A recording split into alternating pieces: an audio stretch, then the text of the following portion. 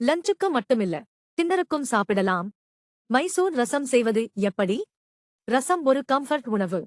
மதிய உணவுக்கு ரசம் சாப்பிடுவது போலவே, இரவு உணவுக்கும் சிம்பிளாக சாப்பிட வேண்டும் என்று தோன்றினால் ரசம் சாப்பிடலாம். வழக்கமான ரசம் இல்லாமல் மைசூர் ரசம் செய்யுங்க. இஞ்சி சிறிதளவு, கொத்தமல்லி இலைகள் 5 சிறிதளவு வெல்லம், பூண்டு 4 முதல் 5 வரை பற்கள், ரசம் பொடி, மிளகுத் தூள் 1 ஸ்பூன், மஞ்சள், நெய், சீரகம், கடுகு. முதலில் பாத்திரத்தை அடுப்பில் வைத்து அதில் 2 கப் தண்ணீர் சேர்த்து கொதிக்க விடவும். பின்பு அதில் கொத்தமல்லி, எலுமிச்சை சாறு சேர்க்கவும்.